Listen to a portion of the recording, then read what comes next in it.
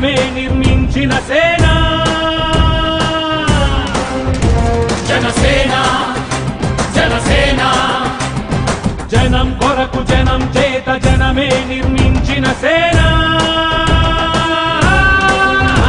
జనసేన జనసేన జనం గోడు వినడానికి జనం తోడు అనడానికి జనం వైపు అడుగేసిన సేన జనసేన జనమే తన సేన జనమే తన సేన కనుకనే కదిలెదిలా జనంలోకి జనసేన జనంలోకి జనసేన జనంలోకి జనసేన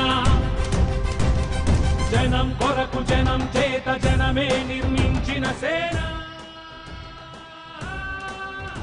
జనసేన జనసేన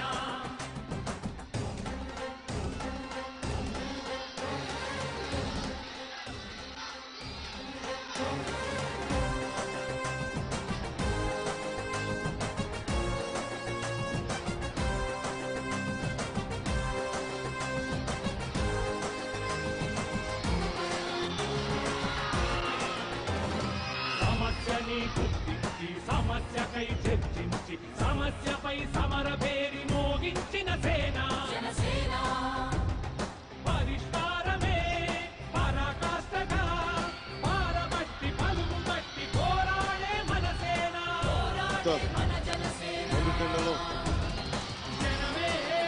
మాడిపడుతున్న వేళ ఇంతమంది ఆడపడుచున్న అన్నదమ్ములు మొత్తం మేడలపై ఇంటిపైన అంతా ఉండి నాకు ఇంత ఘన స్వాగతం పలికినందుకు ఇక్కడికి వచ్చిన జనసేన ఎన్నికలకి ఆడపడుచులకి జనసేన నాయకులందరికీ పేరు పేరున జనసేన పార్టీ తరఫున నా తరఫున మీకు హృదయపూర్వక ధన్యవాదాలు తెలియజేసుకుంటున్నాను. అంటే ఇప్పుడు అంటే నేను ఒక మాట అంటూ ఉంటాను, కలలు కను కలలు కను అని. ఎందుకు కలలు కంటానని, నేను కలలు కంది వేల ఎకరాలు సంపాదించాలని కలలు కల్లా, వేల కోట్లు సంపాదించాలని కలలు కల్లా, ఆధిపత్యం కోసం కలలు కల్లా. నేను కలలు కంది నా జీవిత కాలం అంతా ఒక సామాన్యుడు ఈ దేశంలో ఆత్మగౌరవంతో బతకాలని నా కలలే కన్నా. నేను ఆ కలలు, నేను కన్న కలలు ఎవరి అండదండలు లేకుండా వాడు తన కష్టం మీద తన కష్టార్జితం మీద బతకగలిగితే సమాజం అతను సహాయం చేయాలి. ఆ కలలు కన్నాను. ఆ కలలే ఎన్ని దెబ్బలు తిన్నా నన్ను జనసేన పార్టీ పెట్టనిచ్చి, మీరు చూశారు తెలుగుదేశం పార్టీ ఎన్టీ రామారావు గారు పెట్టిన పార్టీని ఆ వ్యవస్థ ఉన్న తర్వాత ఆల్రెడీ ఒక వ్యవస్థ ఉన్న తర్వాత వ్యవస్థ నడిపించడం చాలా ఈజీ. తండ్రి ముఖ్యమంత్రి అయిపోయిన తర్వాత తండ్రితో పాటు ఉన్న స్నేహితులు ఒక కాంగ్రెస్ పార్టీ ఉండి ఆ తర్వాత ఎవరో పెట్టిన వైఎస్ కాంగ్రెస్ పార్టీని నడిపించడం చాలా తేలిక జగన్మోహన్ రెడ్డి గారు. కానీ పవన్ కళ్యాణ్ గల కాదు, చాలా మామూలు వ్యక్తి. ఇదే నర్సాపురంలో చిన్నప్పుడు ఆ కాలువ దగ్గరకు తప్పిపోయినండి, చాలా సామాన్య. మా నాన్న ఇంకా గుర్తుంది, మా నాన్న హెడ్ కానిస్టేబుల్ ఆ రోజున. నేను తప్పిపోయాను నర్సాపురంలో. ఎవరో నాకు ఎందుకు, నేను ఇందాక మాట్లాడుతూ ఉంటే తోపుడు బండ్లు వాళ్ళ గురించి మాట్లాడుతుంటే ఆ రోజు నాకు మా నాన్న కనిపించకపోతే నర్సాపురం బస్ స్టాండ్ దగ్గర మా నాన్న జస్ట్ పక్కన వదిలేసి వెళ్ళిపోతే నాకు ఎటెళ్ళాలో తెలియక మా నాన్న ఎత్తుకుని నన్ను ఆపింది. ఆ రోజున చిన్న కూర పండ్ల కొట్టు ఒక ఆయన పెద్ద ఆయన కూర్చోబెట్టి 2 బిస్కెట్లు ఇచ్చి మా నాన్న వచ్చేవారు కూర్చోబెట్టాడు. అది పశ్చిమ గోదావరి సగటు వ్యక్తి తాలూకు ఔదార్యం. వేల కోట్లు ఉన్నవాళ్ళు కాదు, మేడల మిత్రులు ఉన్నవాళ్ళు కాదు, ఒక మామూలు రోజు కూరగాయ బండ్లు పాలు పండ్లు లేదంటే కూరగాయలు అమ్ముకునే వ్యక్తి, సామాన్యుని వ్యక్తి. మరి వారికి నా జీవితం అంకితం చేయకపోతే ఇంకెవరికి అంకితం చేస్తాం?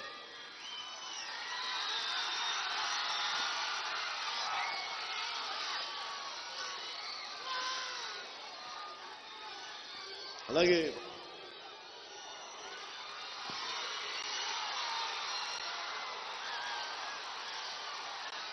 చాలా నమస్కారం అమ్మా. ఇంత ప్రేమ, మీరు ఇంత అనురాగం, నేను ఒకసారి ఇంత అదృష్టం నాకు ఉందా అనిపిస్తుంటుంది. మీ అందరి అనురాగం, మీ ప్రేమ, అంటే మీ అనురాగం, మీ ప్రేమ ఉండబట్టే అన్నయ్య చిరంజీవి గారు ప్రజారాజ్యం పార్టీ పెట్టినప్పుడు ఎందుకు చాలా మందికి సందేహం ఉంటుంది, ఎందుకు ముందుకు తీసుకెళ్ళలేకపోయాడు. సొంత మనుషులే అండగా ఉంటామని చెప్పిన మనుషులే పక్క పార్టీలకి చెంచాల్లా మారిపోతే ఏం చేస్తామా, ఎలా ముందుకు తీసుకెళ్ళగలం. ఒక బలమైన పక్కన కూర్చోబెట్టి సహాయం చేస్తామని వచ్చిన వాళ్ళు మనల్ని కాంగ్రెస్ అక్కడ నడపలేం, పార్టీ అంటే నడపలేమంటే మళ్ళీ నాకు అదే చెప్పారు. అదే చెంచాలు మళ్ళీ వచ్చాను నా దగ్గరికి. నేను పార్టీ నడపడానికి 1000 కోట్ల అవసరం లేదు, 100 కోట్ల అవసరం లేదు. నేను కోరుకుంది నన్ను నమ్మే కొద్దిమంది పట్టుకొని 10 మంది ఉంటే చాలు. నమ్మడానికి మార్పు కోసం సంసిద్ధంగా ఉన్న ఆడపడుచులు ఉన్నారు, జన సైనికులు ఉన్నారు, పెద్దలు ఉన్నారు. నేను నమ్మింది ఇదే. భావజాలం బలంగా నమ్మితే ఎంతమంది చెంచాలు పక్క పార్టీల నుంచి వచ్చి నా దగ్గర అండగా నాతో పాటు చేరి, జాగ్రత్త అమ్మా, జాగ్రత్త,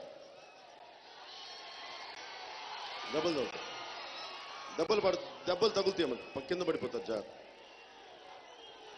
నాకు ఆ పేపర్ చూస్తుంటే మాకు లేదు కులమత భేదం, జనసేన మాకు వేదం అంటే అది ఏ పార్టీ మాట్లాడుతుందండి? ఏ పార్టీలో ఉన్న యువత నాయకత్వం చెప్తుంది? పాటించే వాళ్ళు ఉండను బట్టే కదా మనందరికీ ఉండగలిగేది. అందుకని నేను ఇవన్నీ ఆలోచించి ప్రజారాజ్యం పార్టీ పెట్టిన తర్వాత ఇక్కడ నిజానికి సామాజిక మార్పు కోసం పాపం చిరంజీవి గారు చాలా పెద్ద ఎత్తున వచ్చారు. ఆ రోజు నిలబడలేకపోయాం. ఆ రోజున అంటే ఉదాహరణకి డాక్టర్ బాబ్జీ గారు ఉన్నారు. ఓకే, ఆయన ఇండిపెండెంట్గా చేశారు అనుకుందాం ఆ రోజున. మరి విలువల కోసం ఉండే బాబ్జీ గారు ఈ రోజున అడ్డగోలుగా 1000 కోట్లు దోచేసి 2 సంవత్సరాలు జైల్లో ఉన్న జగన్మోహన్ రెడ్డి గారితో, ఆయన వల్ల ఐఏఎస్లు ఐపీఎస్లు జైల్లో ఉన్న వ్యక్తి వెనక అంటే ఇంత నీతి, ఇంత నిజాయితీ, విలువలు మాట్లాడిన డాక్టర్ బాబ్జీ గారు లాంటి వ్యక్తులే వైసీపీకి వెళ్ళిపోతే కిరాయి మూకలు నడిపించే ఒక వ్యక్తి ఏడుకొండల స్వామి మన తిరుమలలోకి చెప్పులేసుకుని వెళ్ళే వ్యక్తి ఆయన పంచం చేరుతాను డాక్టర్ బాబ్జీ గారు అంటే ఏం మాట్లాడతామని, ఏం మాట్లాడతాం అంటే చెప్తారు కదా, తల వెంట్రుకలు నెరిసిపోతేనే వయసు వస్తేనే విఘ్నత రాదంటానికి డాక్టర్ బాబ్జీ గారు సజీవ ఉదాహరణ. నాకు గౌరవం ఉంటాయి పెద్దలు, మీ విఘ్నతగా గౌరవిస్తాం, మరి మీరు కూడా అంతే బాధ్యతగా మెలగాలి. ప్రతిసారి ఇప్పుడు నేను 2014లో ఎందుకునండి నేను తెలుగుదేశం పార్టీ సపోర్ట్ చేస్తాం? ఓట్లు విడగొట్టి సమాజాన్ని విచ్ఛిన్నం చేయడం కాదే నా బాధ్యత, సమాజాన్ని కలపడం నా బాధ్యత. ఆ టైంలో అనుభవం గల వ్యక్తి కావాలని టీడీపీకి సపోర్ట్ చేశాం. అదే అనుభవం ఇసుక మాఫియాలకి అండ తీసినప్పుడు ఈ రోజున తీసుకొచ్చి బయటకు వచ్చాం. మరి అలాంటిది డాక్టర్ బాబ్జీ గారు ఎంత పద్ధతిగా ఉండాలి? మీరు ఓట్లు చీలగొట్టడానికి మీరు రాజకీయం చేస్తే, వైసీపీలో జాయిన్ అయితే, మీరు ఇంత పెద్ద డాక్టర్ అయింది, ఇంత అనుభవం ఉండి మేము మీకు ఇంత మర్యాద ఇస్తే మీరు కూడా అవినీతికి గొడుగు పడతానంటే ఇంకేం చేస్తాను డాక్టర్ బాబ్జీ గారు లాంటి వ్యక్తులు కూడా ఒకసారి మీరు ఆలోచించండి.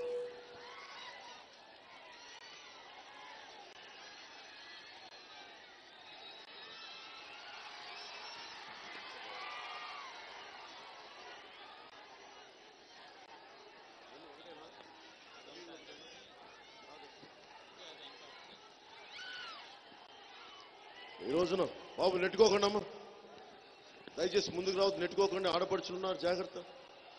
అలాగే జన సైనికులకు కూడా నా విన్నపం, మన ప్రవర్తన మార్పు కోసం వచ్చిన ప్రవర్తన. మనం కట్టుదిట్టంగా ఒక డిసిప్లిన్లో లేకపోతే మనం అనుకున్న మార్పు చాలా కష్టం అవుతుంది.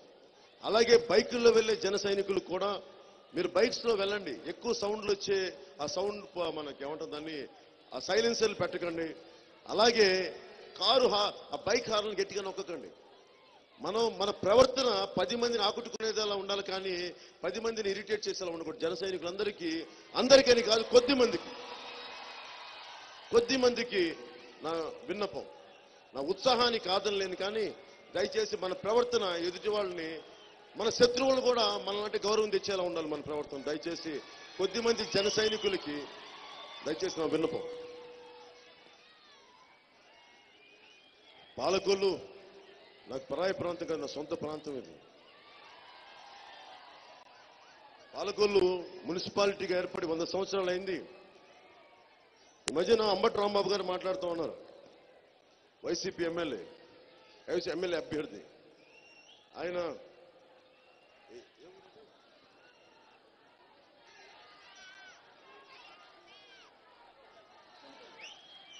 అలాగే సత్తెనపల్లి నియోజకవర్గానికి పోటీ చేస్తున్న వైసీపీ ఎమ్మెల్యే అంబటి రాంబాబు గారు మాట్లాడుతూ పాపం ఆయన ఊళ్ళోకి రానివ్వట్లేదే. ఆయన మాట్లాడుతుంది అది గాజు గ్లాస్ కాదు, నా గుండెల్లో గుంచేస్తున్న బాగ్ అని చెప్తా ఉన్నారు. అండ్ ఇంకోటి నేనంట ఆయనకి నాకు బాగా తెలుసు కాబట్టి ఆయన రానివ్వకుండా నన్ను చేశారని. అంటే ప్రతి ఒక్కళ్ళు వైసీపీ వాళ్ళు నన్ను వాడుకుంటారు, టీడీపీ వాళ్ళు వాడుకుంటారు. ఉదాహరణకి చల్మల శెట్టి సునీల్ గారు ఉంటారు. నేను ఎవరిని రమ్మని చెప్పలా, ఇష్టమైతే రండి అంతే తప్ప వాళ్ళు వచ్చి నా కాలాన్ని వేస్ట్ చేసి, అంటే తెలుగుదేశం పార్టీ ప్రతినిధులుగా వచ్చారు లోపలికి, నేను అవి పడనివ్వలేదు. అందుకని మళ్ళీ వాళ్ళు తెలుగుదేశం పార్టీలోకి వెళ్ళిపోయారు. వచ్చి నా విలువైన కాలాన్ని వేస్ట్ చేశారు. అంటే ఇలాంటి వ్యక్తులు, స్నేహం ముసుగేసుకొచ్చిన వ్యక్తులు, శత్రువులు ముసుగుతో ఉన్న వ్యక్తులు, అన్ని రకాల అనుకూల శత్రువులు అందరిని తట్టుకొని ఈ రోజున జనసేన అనే పసిబిడ్డ తెలుగుదేశం అనే కరుడు కట్టుకుపోయిన అలాంటి పార్టీతోటి ఫ్యాక్షన్ మూకలను అండగా పెట్టుకునే ఒక వైసీపీ వాళ్ళతోటి 5 సంవత్సరాల జనసేన అనే ఒక బిడ్డ ఈ రోజున వాళ్ళతో పోరాటం చేస్తుంది. ఇద్దరి కంసులతో పోరాటం చేస్తుంది జనసేన. ఎందుకు చేస్తాను ఇవన్నీ? నాకు సరదా ఏంటని చెప్తే, మీరు నన్ను అడిగితే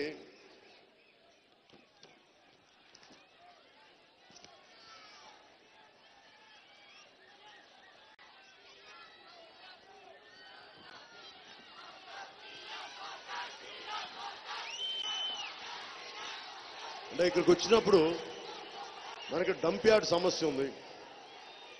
డంప్ యార్డ్ సమస్య ఉన్నప్పుడు ఇన్ని రోజులు పడతా 100 సంవత్సరాల చరిత్ర ఉన్న పాలకులకి మనకి శతాబ్ది ఉత్సవాలు మేము చేయక్కర్లేదు. కనీసం ఒక డంప్ యార్డ్ తీసేయలేరా మీరు? కనీసం రైతులకి అండగా ఉండలేరా? కొన్ని రైతులకి కొన్ని అండగా ఉన్న ఎమ్మెల్యేని అడిగితే రైతుల మీద కేసు పెట్టించేంత అసలు నిజంగా అలాంటి ఆలోచన, అన్నం పెట్టే రైతు మీద కేసులు పెట్టచ్చా? రామానాయుడు గారు, టీడీపీ ఎమ్మెల్యే రామానాయుడు గారు అలా చేయొచ్చా అనేది ఒకసారి మీరు ఆలోచించుకోవాలి. టీడీపీ నాయకులకి ఏ రోజున రైతుల మీద గౌరవం లేదు. ఒకసారి బషీర్బాగ్లో మీరు కాల్పించేశారు రైతుల్ని. మళ్ళీ ఈ రోజున రామానాయుడు గారు కరెక్ట్ సరిదిద్దుకొని మళ్ళీ మీరు అండగా ఉండాల్సింది పోయి రైతుల మీద కేసులు పెట్టిస్తారంటే, అరే రైతు కష్టపడితేనే మనకి ఈ రోజున అన్నం పండుతా ఉంది. 5,000 నోట్లోకి వెళ్తున్నాయి. అలాంటి రైతుకి మీరెవరు ఆలోచించలేకపోయారు. దొడ్డిదారు వచ్చిన లోకేష్ గారికి కూడా ఎమ్మెల్సీగా ఆయనకి పెన్షన్ వస్తుంది. అలాంటిది జనసేన 60 ఏళ్ళు నిండిన ప్రతి రైతుకి 5,000 రూపాయలు మేము పెన్షన్ పథకం కింద జనసేన ప్రభుత్వం ఇవ్వబోతుంది.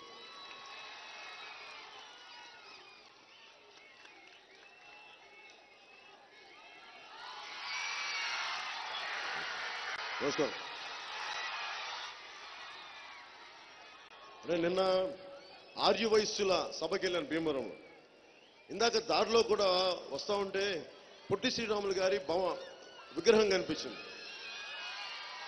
పొట్టి శ్రీరాములు గారి విగ్రహం కనిపిస్తే నాకు అనిపించింది,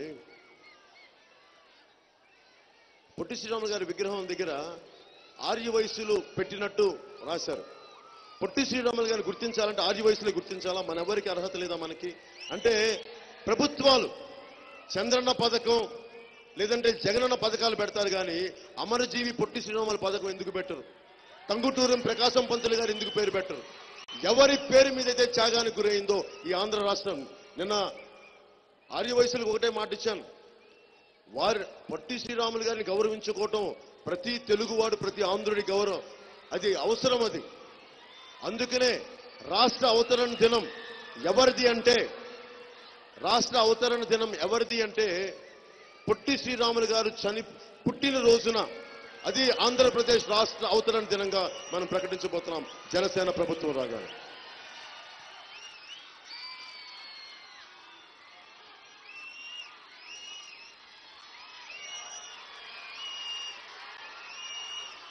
అలాగే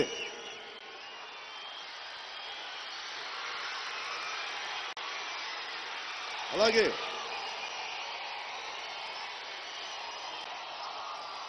పాలకొల్లుని మున్సిపాలిటీగా ఏర్పడి 100 సంవత్సరాలైంది. దీనిని శతాబ్ది ఉత్సవాలు జనసేన ప్రభుత్వం ఏర్పడి వెంటనే జరుపుతాం. అలాగే మనకి కొబ్బరి నీళ్ల ప్యాకింగ్ యూనిట్ని ఏర్పాటు చేస్తాం. గోదావరి పక్కనే ఉన్న తాగునీటి సమస్య లంకల కోడేరు చెరువు ద్వారా చుట్టుపక్కల గ్రామాలకి తాగునీరు అందిస్తాం. అలాగే మన డంపింగ్ యార్డ్ సమస్యని రామానాయుడు గారు తీర్చలేకపోయారు. 3 నెలల్లో మన తాగునీటి సమస్యను తీరుస్తాం. పాలకొల్లు ఏరియా ఆసుపత్రిని 100 పడకల ఆసుపత్రిగా వెంటనే చేస్తాం.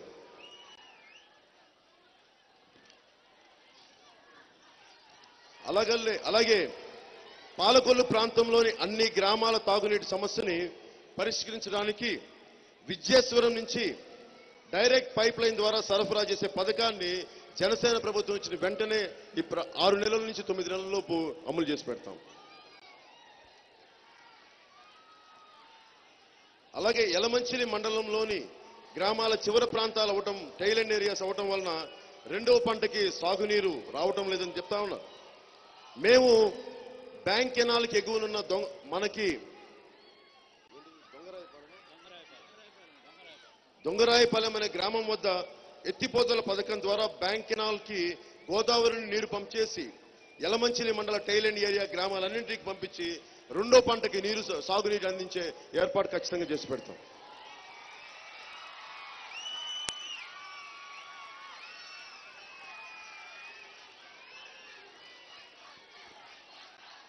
అలాగే ప్రభుత్వ ఉద్యోగులందరికీ ఒక ప్రకటన మా తరపు నుంచి ఏంటంటే, కాంట్రిబ్యూటరీ పెన్షన్ స్కీమ్ ని ఖచ్చితంగా రద్దు చేసి పాత పెన్షన్ విధానాన్ని తిరిగి అమలు చేస్తాం. అన్ని ప్రభుత్వ శాఖల్లో ఉన్న ఖాళీల్ని భర్తీ చేయిస్తాం. కేంద్ర ప్రభుత్వ ఉద్యోగులతో సమానంగా రాష్ట్ర ప్రభుత్వ ఉద్యోగులు కూడా అదే వర్తింపజేస్తాం. అందుకని ఒక న్యూ పే కమిషన్ ఏర్పాటు చేస్తాం. కేంద్ర ప్రభుత్వ ఉద్యోగులకు ఎంతైతే జీతభత్యాలు వస్తాయో అంతే సరి సమానంగా రాష్ట్ర ప్రభుత్వాలకు ఉద్యోగులు కూడా జీతభత్యాలను వచ్చి ఏర్పాటు చేయిస్తాం. ఈ మధ్యకాలంలో 33% చంద్రబాబు గారు చెప్పినట్టుగా 22, జగన్మోహన్ రెడ్డి గారు చెప్పినట్టుగా 26 కాకుండా మేము 1/3 33% ఇంటరిమ్ రిలీఫ్ ని ప్రభుత్వ ఉద్యోగులందరికీ మేము అందజేసి పెడతాం. అలాగే నేను ప్రభుత్వ ఉద్యోగ కొడుకుని కాబట్టి నాకు కష్టాలు తెలుసు. సొంత ఇల్లు ఉండవు. అందుకని లంచాలతో ఇల్లు కట్టుకు అందరికీ ఇబ్బందికరమైన పరిస్థితులు కాబట్టి రాష్ట్ర ప్రభుత్వ ఉద్యోగుల కోసం ప్రతి టౌన్ సిటీలో సెల్ఫ్ ఫైనాన్సింగ్ మోడల్తో హౌసింగ్ బోర్డులు ఏర్పాటు చేసి ప్రతి ప్రభుత్వ ఉద్యోగి తన సొంత ఇంటిని కలని సాకారం చేసే బాధ్యత జనసేన ప్రభుత్వం తీసుకుంటుంది. అలాగే ఉపాధ్యాయులు పని వేళలను, పని పద్ధతులను, వేతనాలను, విధి విధానంలో వారి పాత్రను మారిన పరిస్థితులకు అనుగుణంగా ఉండటానికి సరికొత్త ఎడ్యుకేషనల్ రిఫార్మ్స్ తీసుకొస్తాం.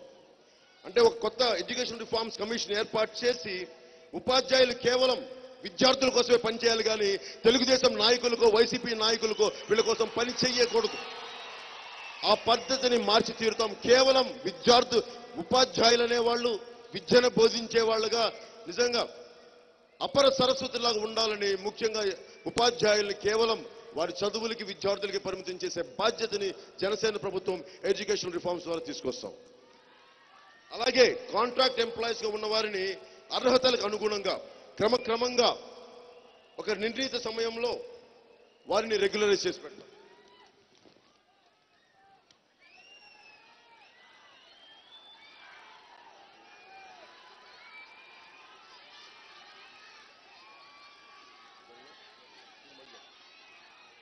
నేను చాలా ఇబ్బందులు పడి నేను జనసేన స్టార్ట్ చేసేటప్పటికి నాకు అన్ని ప్రతికూల పరిస్థితులు, ఒక్కళ్ళు అండగా లేరు, ఎవరు నా గుండె ధైర్యం చెప్పేవాళ్ళు లేరు, ఎంతమంది సొంత వాళ్ళు ఉన్నారో తెలీదు. నాకుంది, నేను ఎవరు నమ్ముతానంటే ప్రతికూల పరిస్థితుల్లో ఎవరైతే నాకు అండగా ఉంటారో వాళ్ళకి నేను సలాం కొట్టేస్తాను. అనుకూల పరిస్థితుల్లో అందరం ఉంటాం. కష్టాలు వచ్చినప్పుడే కదా మనిషికి కావాల్సింది. నా జీవితం అంతా నేను చెప్పాను, చిన్నపాటి సుఖం కూడా నాకు ఎప్పుడు దొరకదు. ఎప్పుడు తపన పడాలి. జనసేన పెట్టినప్పుడు నాకేముందండి ఆందోళన? నాకు ఎందుకు అవసరం ఏముంది? తెలంగాణలో ఆంధ్రుల్ని ఆస్తులు అక్కడ ఉన్నాయి కాబట్టి ఒక భయానకమైన పరిస్థితిలో మనం లొంగేలా అయిపోయాం అందరం. ఈ రోజున ఆంధ్రప్రదేశ్ గురించి మాట్లాడే పెద్ద పెద్ద నాయకులు చెప్తా ఉన్నారు, ఒక్కడికి దమ్ము లేదు తెలంగాణలో మాట్లాడడానికి, ఒక్కడికి గుండె దమ్ము లేదు, ధైర్యం లేదు, తెగింపు లేదు. తెలంగాణ నాయకులు కనిపిస్తే నేను గౌరవిస్తాను, కానీ నా ఆంధ్రుల ఆత్మగౌరవాన్ని చంపను. ఆంధ్రుల ఆత్మగౌరవాన్ని విధంగానే జనసేన ఉంటుంది, తెలుగు జాతి ఐక్యత కోసం జనసేన ఉంటుంది. కానీ ఆంధ్రుల ఆత్మగౌరవాన్ని తాకట్టు పెట్టి వాళ్ళు పడేసే బిస్కెట్లకైతే జగన్మోహన్ రెడ్డి గారిలో వెళ్ళి నేను టీఆర్ఎస్తో కలవాలి. మనకి కేసీఆర్ గారి నా గౌరవం ఉంది. ఒక ఉద్యమాన్ని బలీయంగా నడిపిన వ్యక్తి, ఆ రాష్ట్ర ముఖ్యమంత్రి, వారికి ఇవ్వాల్సిన గౌరవం ఖచ్చితంగా నేను ఇస్తాను. వారిని కోరుకుంది కూడా నేను. నిన్న కేసీఆర్ గారు చెప్తా ఉన్నారు, స్పెషల్ కేటగిరీ స్టేటస్ మేము ఒప్పుకుంటున్నాం, మేము ఫైట్ చేస్తామంటే, అసలు మీరు 5 సంవత్సరాలు ఎందుకండి వెయిట్ చేశారు? నిజంగా మనసే ఉంటే మీరు 5 సంవత్సరాలు చంద్రశేఖరరావు గారికి, తెలంగాణ ముఖ్యమంత్రి చంద్రశేఖరరావు గారికి, నిజానికి ఆంధ్రప్రదేశ్కి స్పెషల్ కేటగిరీ స్టేటస్ ఇవ్వాలని మీకు మనస్సు వాంఛ ఉంటే మరి ఇన్ని సంవత్సరాలు ఎందుకు? మీరు మొన్నటి మాట్లాడి ఉండొచ్చు కదా. ఏ రోజున మీరు మాట్లాడలేదు. నో కాన్ఫిడెన్స్ మోషన్ అప్పుడు కూడా మీరు ఆ తెలంగాణ మేము ప్రభుత్వాన్ని నమ్మమని చెప్పారు, కానీ ఆంధ్రప్రదేశ్కి స్పెషల్ కేటగిరీ స్టేటస్ ఇవ్వాలి అన్న ఒక్క రోజున కూడా మీరు మాట్లాడలేదు. అలాగే పోలవరం ప్రాజెక్టు మేము అడ్డు కాదన్నారు. మీరు అడ్డొస్తారో లేదు, మీరు అడ్డొచ్చిన పోలవరం కట్టి తీరుతాం, అది వేరే సంగతి, అది వేరే పద్ధతి. నేను అనుకుంటుంది జగన్మోహన్ రెడ్డి గారు ఉన్నారు, మనకి కేసీఆర్ గారు ఉన్నారు. మీరు ఇదే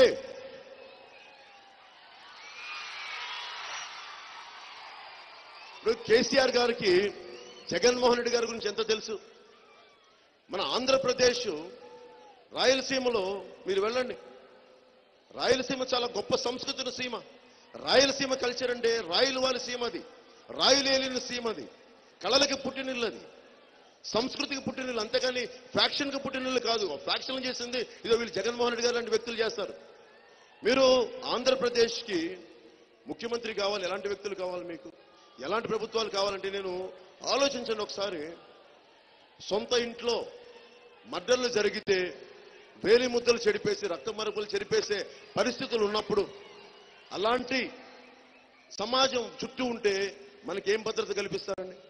ఇందాక భీమవరంలో నేను సర్వమత ప్రార్థన జరుపుకొని వస్తుంటే అక్కడున్న ముస్లిం మత పెద్దలు అడుగుతున్నారు, నువ్వు వచ్చి ప్రభుత్వం నుంచి ఆడపడుచులు మాన ప్రాణ సంరక్షణకి బలమైన చట్టాలు కావాలని అడిగితే వాళ్ళు ఎందుకు మాట్లాడుతున్నారండి? నిజంగా జగన్మోహన్ రెడ్డి గారి మీద ఉంటే అట్లా. ఎందుకంటే చుట్టుపక్కల నేను క్రిమినల్స్ని పెట్టుకొని పాలిటిక్స్ చేయాలి అంటే ఆడపిల్లలకి నిజాయితీ పనులకి ప్రాణ సంరక్షణ ఎక్కడ ఉంటుంది, మాన సంరక్షణ ఎక్కడ ఉంటుంది? ఒకసారి మీరు ఆలోచించండి. అలాగే నేను సర్వ మతాల్ని నమ్ముతాను. నా బిడ్డలు ఇద్దరు రష్యన్ ఆర్థడాక్స్ చర్చిలో క్రిస్టియానిటీ తీసుకునే వ్యక్తి నా బిడ్డ. ఎందుకంటే భగవంతుడు ఒక్కడే నమ్ముతాను. ఈశ్వరుడు అంటాము, అల్లా అంటాము, యెహోవా అంటాము, ఏదో రూపం లేనిది భగవంతుడు, అది నేను నమ్ముతాను. అలాంటిది ఈయన జగన్మోహన్ రెడ్డి గారికి ఏం బాధ ఏంటండి?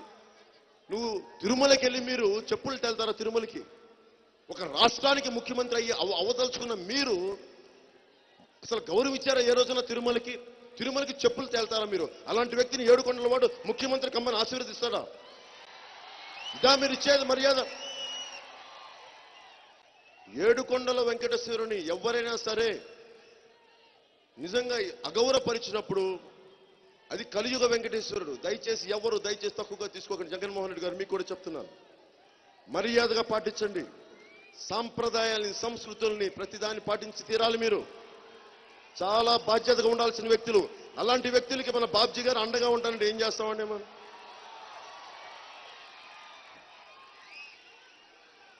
అలాగే కేసీఆర్ గారికి అడగదలుచుకున్నాను,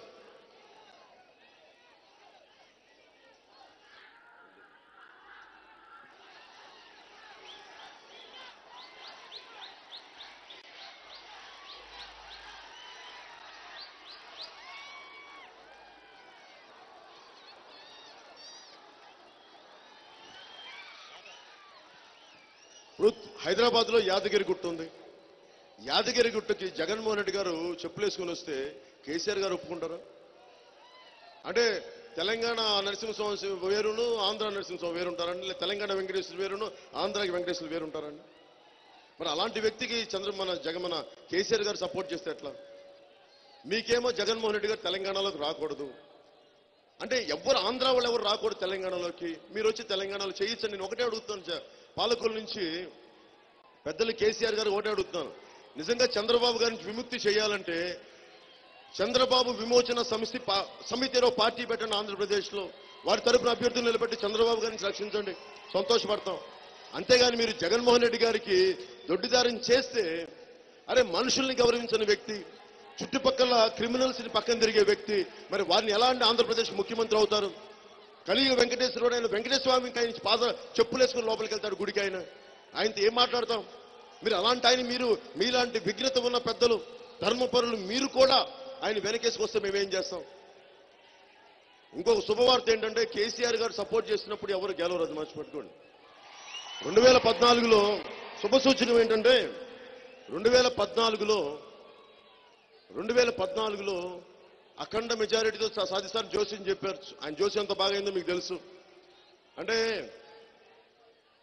తాను ఒకటి తలిస్తే దైవం ఒకటి తలిచిందంటారు. కేసీఆర్ ఒకటి తలిస్తే దైవం ఒకటి తలిచింది. అది దయచేసి కేసీఆర్ గారు దృష్టిలో పెట్టుకోవాలి. మీరు జగన్మోహన్ రెడ్డి గారు తలుస్తున్నారు, కానీ దైవం ఇంకొకటి తలుస్తుంది. యాదాద్రి నరసింహుడు ఇంకొకటి తలుస్తున్నాడు, ఏడుకొండల వెంకటేశ్వరుడు ఇంకొకటి తలుస్తున్నాడు. మీరెవ్వరు ముఖ్యమంత్రులు కావచ్చు, ప్రధానమంత్రులు కావచ్చు, గొప్ప గొప్ప వేల కోట్ల అధిపతులు కావచ్చు, కానీ భగవంతుడి ముందు, తల్లి ముందు, యెహోవా ముందు, అల్లా ముందు, ఈశ్వరుడి ముందు మీరందరూ చాలా చాలా సామాన్యులు. గుర్తుపెట్టుకోండి, తగ్గి ఉండడం నేర్చుకోండి. అందరూ తగ్గి ఉండటం, ప్రకృతి పంచభూతాల కంటే మీరెవరు ఎక్కువ కాదు. దయచేసి అందరూ ఒళ్ళు దగ్గర పెట్టుకొని ఉన్నారు. ప్రతి పెద్ద నాయకులు కూడా కాలం హిరణ్యకశిపుడు లాంటి చీల్చి చెండాడేసింది. స్తంభంలో ఉన్నాడు నరసింహుడు, బయటకు వచ్చి చీల్చి చెండాడేశాడు. అహంకారంతో మనుషులు కొట్టుకుంటే మన నాయకులు కూడా చాలా ఒళ్ళు దగ్గర పెట్టుకొని మాట్లాడండి. ధర్మం నిలబడాలి. నేను ఈ రోజున ఉంది, ప్రతి సామాన్యుడు బతికుండాలి. ఆడపడుచుకి మాన ప్రాణ సంరక్షణలు బలంగా ఆ రక్షణతో ఉండాలి. అందుకొని వచ్చాను రాజకీయాల్లోకి. నాకేం సరదానా? ఎండలో తిరిగేసి వేల కోట్లు వదులుకొని 100 కోట్లు సంపాదించగలిగే శక్తి ఉంది. దమ్ము లేక, తెగింపు లేక, సంపాదించగలిగే శక్తి లేక కాదు. నాకు ఇష్టం సామాన్యుడు అండను చేరడం, సామాన్యుడి పక్షాన్ని చేరడం నాకు ఇష్టం. 2009లో ప్రజారాజ్యం పార్టీని సొంత మనుషులు దెబ్బతిని చెంచా ఉన్నాడు, కన్నబాబు లాంటి చెంచా ఒకడు ఉన్నాడు. వాళ్ళెవరు సొంత వాళ్ళు కాదు, మళ్ళీ పేరు కాపులని చెప్తారు. అరే ఏ రోజున మీరు పల్లకీలు మోయడానికి ఇష్టం మీ అందరికీ? ఉన్నోళ్ళందరూ మీరు జగన్మోహన్ రెడ్డికి పల్లకీలు మోయండి, వెళ్ళి చంద్రబాబు గారికి పల్లకీలు మోయండి. అరే నేను మోస్తుంది కులానికి పల్లకీలు మోయటం, నేను మోస్తుంది ఒక సామాన్యులకి, ఒక ఆడపడుచులకి, దళితులకి, మాయావతి గారికి, వాళ్ళందరూ ఎక్క వాళ్ళని మోస్తున్నాను. మాయావతి గారికి ఎందుకు పాదాలకి నమస్కారం చేస్తారంటే, ఒక ఆడపడుచు ఇందిరాగాంధీ గారి కూతురు కాదు, మన జవహర్లాల్ నెహ్రూ కూతురు కాదు ఆవిడ.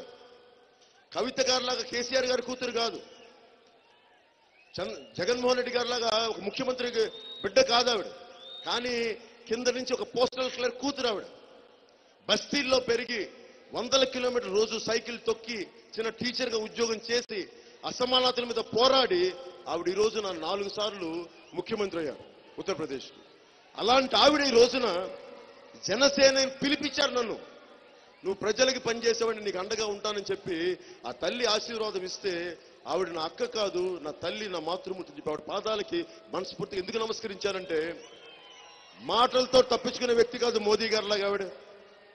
చక్కటి తీయటి మాటలు చెప్పేసి చేతిలో మనం కూర్చోబెట్టి చేతు రాసే వ్యక్తి కాదు ఆవిడ. మాటలు కటువుగా ఉంటాయి, మనసు విన్న మాయావతి గారిది. అలాంటి మాయావతి గారిని ముఖ్యమంత్రి, తెలంగాణ ఏర్పడిందే దళితుల్ని ముఖ్యమంత్రి చేస్తాను, అది జరగలేదు. కానీ మేము ఈ దేశానికి మాయావతి గారు ప్రధానమంత్రి కావాలని మనస్ఫూర్తిగా నేను కోరుకుంటున్నాను. మా ఎంపీలు గెలిస్తే ఎవరికి ఉపయోగపడతాయి? మాయావతి గారికి ఉపయోగపడితే సామాజిక న్యాయానికి ఉపయోగపడుతుంది. అలా కాకుండా జగన్మోహన్ రెడ్డి గారు గెలిచారనుకో, ఎంపీలు గెలిచారనుకుందాం. ఎవరు గెలుస్తున్నారు? కలియుగ వెంకటేశ్వరుడిని చెప్పులు తెల్లే వ్యక్తి గెలుస్తున్నాడు. అది మీకు ఆ పాప మీరు మూట కట్టుకోవాలంటే సంతోషం, మీరు వెనక్కి వెళ్ళండి, సపోర్ట్ చేయండి. అలాగే చంద్రబాబు గారు అన్నారు, పంచభూతాలని అడ్డంగా దోచేశారు. ఇసుక మాఫియా పుడమి తల్లిని తవ్వేశారు అడ్డగోలుగా. హిరణ్యకశిపుడి నుంచి అవతారాలన్నీ వచ్చింది. ఎవడైతే భూమిని చుట్టబెట్టేద్దా ఉంటాడో వాటిని చంపేయడానికి అవతారాలు వచ్చినాయి. ఈ రోజున ప్రతి ఎమ్మెల్యే ఇసుక భూ కబ్జాలతో మయమైపోయింది.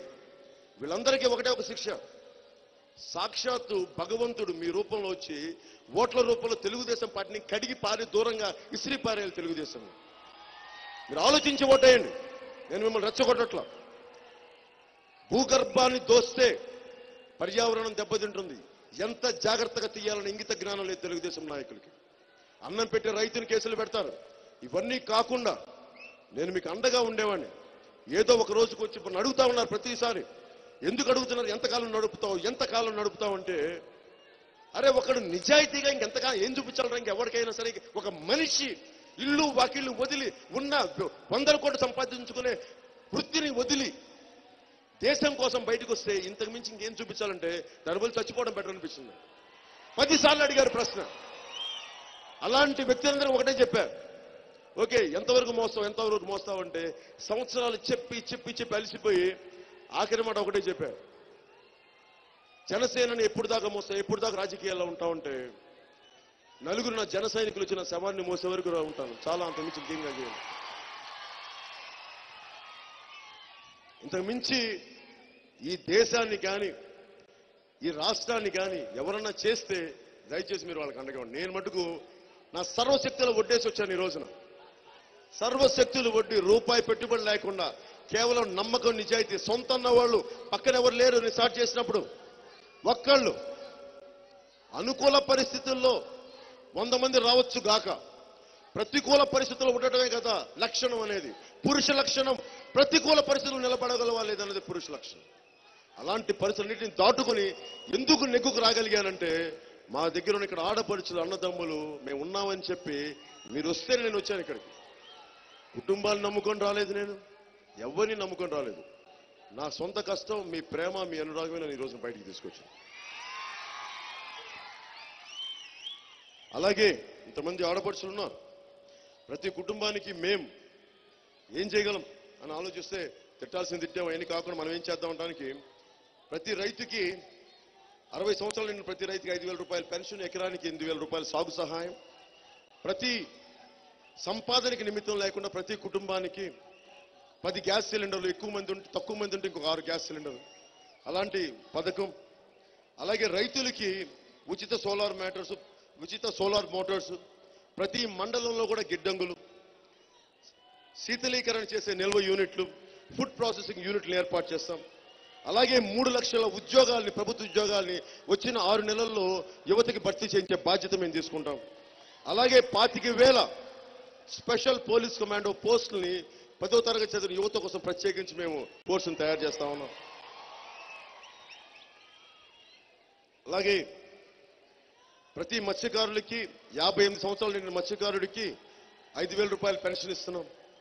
అలాగే చేనేత కార్మికులకు కూడా 5,000 రూపాయల పెన్షన్ ఇస్తున్నాం. అలాగే మీడియా జర్నలిస్టులకు కూడా సొంత గృహం కల్పించడంతో పాటు 8,000 రూపాయలు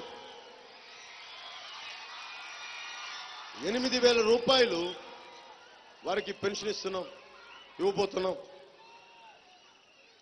అలాగే మనకి గోదావరి జిల్లాలో ఎక్కడ చూసినా చిరు వ్యాపారాలు ఎక్కువ. అలాంటి వారందరికీ ఏ విధమైన పూచీ లేకుండా 10,000 రూపాయల వరకు పావలా వడ్డీ రుణ సదుపాయం ఇస్తాం. తిరిగి కట్టేస్తే మళ్ళీ ఇంకొక సంవత్సరం లోపు కట్టేస్తే పావలా తాగిపోద్ది, సంవత్సరం దాటితే ₹10. ఇలాగ చిరు వ్యాపారాలకి వడ్డీలకి వాళ్ళ జీవితాలు దోచేయబడకుండా, వడ్డీ వ్యాపారస్తులను దోచేయకుండా ప్రభుత్వం వాళ్ళకి అండగా ఉండేలాగా ఎక్కువ సార్లు 10,000 రూపాయలు తీసుకో రికరింగ్ లోన్ ని జనసేన ప్రభుత్వం ద్వారా చిరు వ్యాపారాలకు ఇవ్వడం జరుగుతుంది.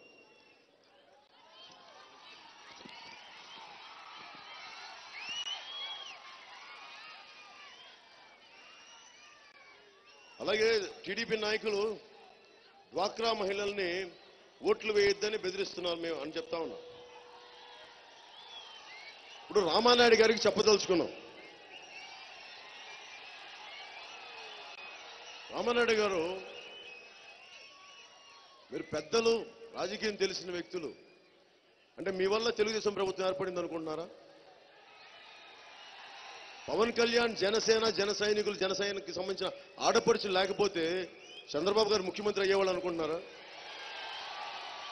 మరి మీరు ఈ రోజున డ్వాక్రా ఆడపడుచులకు రుణాలు ఇస్తున్నారంటే ఎవరి వల్లండి?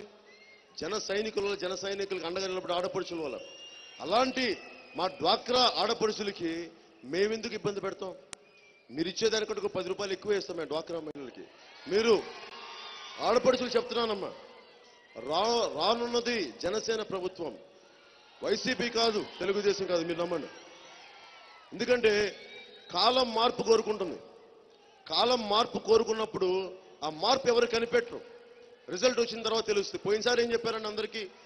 జగన్ స్వీపింగ్ విక్టరీ 2127 స్థానాలు. ఎక్కడండి జగన్ గారు? ఎక్కడ? మరి జగన్ గారు 5 ఏళ్లలో అంతకంటే గొప్ప పనులు చేశారా? మరి మీరు రోడ్ల మీద తిరిగి గడ్డాలు పట్టుకొని బొగ్గల్ని పెడితే ముఖ్యమంత్రులు అవరు. ప్రజలకి మర్యాద ఇస్తే ముఖ్యమంత్రులు అవుతారు. ఇళ్లల్లో హత్యలు జరిగితే పోలీసుల చేత వెరిఫై చేయించి ఎవరైతే కల్ప్రిట్స్ వాళ్ళని పట్టుకుంటే అప్పుడు మీరు శాంతి భద్రతల్ని బలంగా పాటిస్తే అప్పుడు ముఖ్యమంత్రులు అవుతారు. తిరుపతి ఏడుకొండల వారికి చెప్పులు లేకుండా తండ్రికి మోకరితో ముఖ్యమంత్రులు అవుతారు. కానీ మీ ఇష్టారాజ్యంగా ఇది పులివెందుల ఇడుపులపై ఎస్టేట్ అనుకుంటున్నారు ఆంధ్రప్రదేశ్ ఇష్టారాజ్యం చేయడానికి. అందుకని అందరూ ఆలోచించండి ఒకసారి.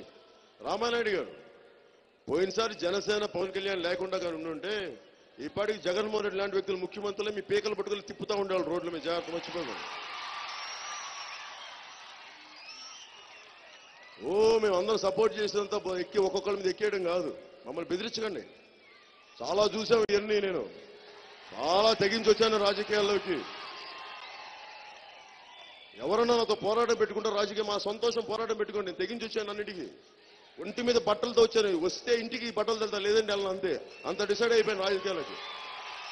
చాలా జాగ్రత్తగా మాట్లాడండి. మర్యాద ఇస్తాను, సంస్కారంతో మాట్లాడతా. సంస్కారం మీరు కూడా ఇవ్వాలి, పద్ధతులు మీరు కూడా పాటించాలి. మీరు పాటించకపోతే నేను సంయమనం పడతాను. సంయమనం దాటితే నాకు కూడా హద్దులు ఉంటాయి. దయచేసి అందరూ ఆలోచించుకోండి. మీరు ఆలోచించుకోండి అమ్మా, ఆలోచించి నిర్ణయం తీసుకోండి. రామానాయుడు గారు గెలిస్తే వ్యక్తిగతంగా రామానాయుడు గారు మీ అందరూ కొంతమందికి నచ్చచ్చేమో. బాబ్జీ గారు ఇంజక్షన్లు బాగా పొడుస్తారు, మీకు నచ్చచ్చేమో.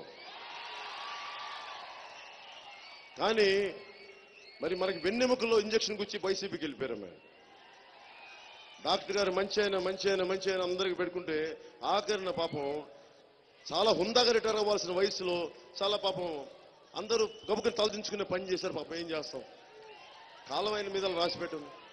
అలాగే రామానాయుడు గారు మొహమాటంతో రామానాయుడు గారికి ఓట్లు లేకన్నాడు. రామానాయుడు గారు మొహమాటం ఉన్న నాగబాబు గారు ఉన్నారు.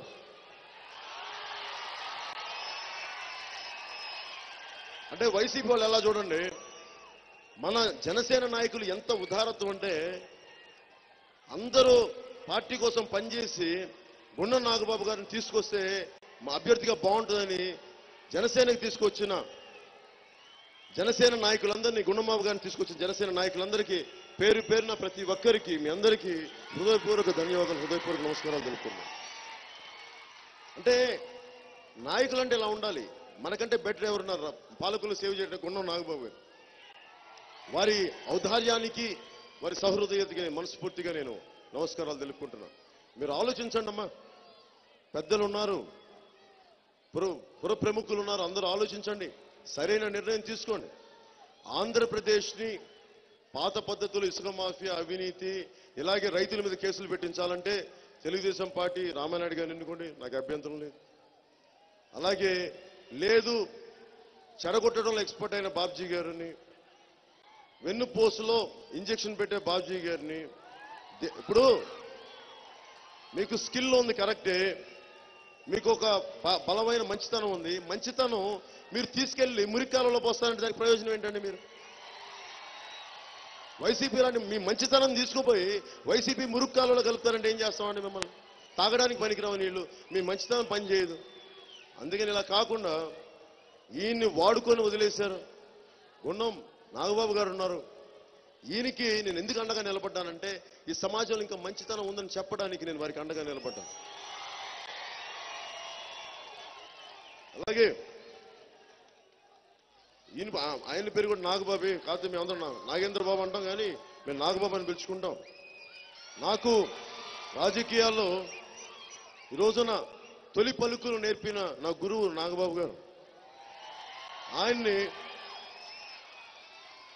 చాలా కాలం రాజకీయాలకి దూరంగా ఉంటే నేనే ప్రత్యేకమైన పరిస్థితుల్లో ఆయన అడిగాను, మీరు చేస్తారా నర్సాపురం పార్లమెంట్ కంటే సహృదయతో ఒప్పుకున్నందుకు నాగబాబు గారి ధన్యవాదాలు తెలుపుకుంటూ ఆయనని నర్సాపురం పార్లమెంటుకి అభ్యర్థిగా గెలిపించవలసిందిగా మనస్ఫూర్తిగా కోరుకుంటున్నాను.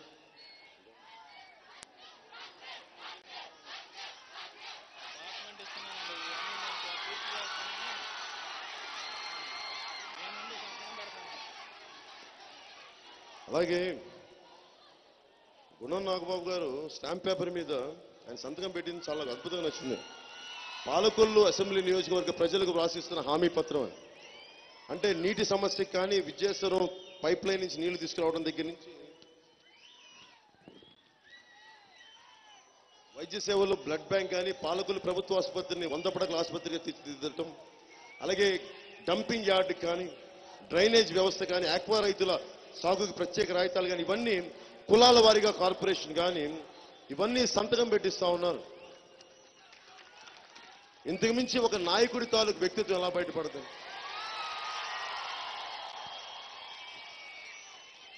వారికి మనస్ఫూర్తిగా అండదండలుగా ఉండాలి. మీరు ఆలోచించి ఓటేయండి. ఏం లేదమ్మా, మీరు ఒక బిడ్డ ఉంది, స్కూల్లో పాప ఉంది, అక్కడ నేను నా బిడ్డల కోసం అయితే నేను నా కొడుకు బర్త్డే నేను ఫోన్ కూడా చేయలేకపోయాను. నేను అంతా నేను పనిలో ఉండిపోయాను. కానీ నా బిడ్డల భవిష్యత్తు చూసుకుంటే నేను మామూలు తండ్రిని, కానీ అందరి బిడ్డల భవిష్యత్తును బాగుండాలనుకున్నాను కాబట్టి నేను జనసేన పార్టీ స్థాపించాను. నేను బిడ్డల భవిష్యత్తు కోసం వచ్చినాను. మీ భవిష్యత్తే కాదు, అక్కడ నా బిడ్డల బంగారు భవిష్యత్తు కూడా ఆలోచించి ఆచితూచి మాట్లాడతాను. మీ అందరూ జనసేనని ఆలోచించి ఆశీర్వదించాలని మనస్ఫూర్తిగా కోరుకుంటూ పాలకొల్లు పుర ప్రముఖులందరికీ జనసేన సింబల్ అయిన గాజు గ్లాస్ గుర్తుకి, ఒకవేళ గాజు గ్లాసు మీకు గుర్తు లేకపోతే గబ్బర్ సింగ్ దాగిన గాజు గ్లాస్ గుర్తు తెచ్చుకుని వచ్చారు.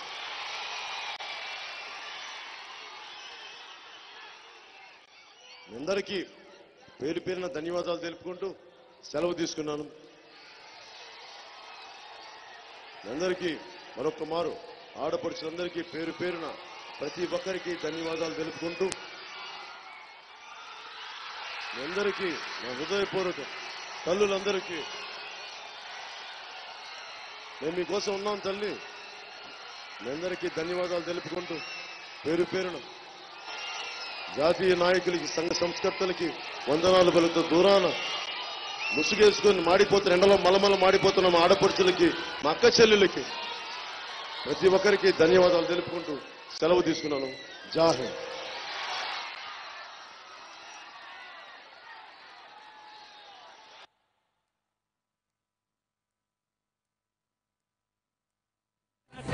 జనంలోకి జనసేన,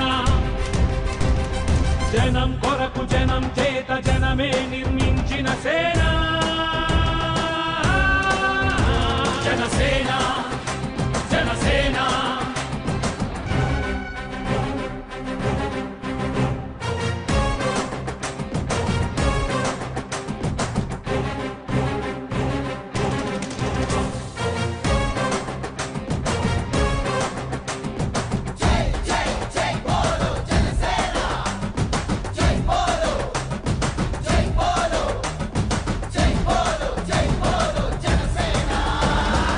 పక్షము కాదంటూ, విపక్షము కాదంటూ, ప్రజాపక్షమేనంటూ నినదించిన సేన.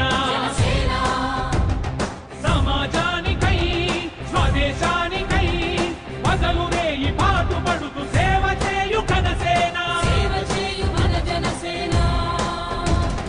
జనమే తన సేన, జనమే తన సేన. కనుకనే జనంలోకి జనసేన, జనంలోకి జనసేన, జనంలోకి జనసేన. జనం కొరకు జనం చేత జనమే నిర్మించిన సేన.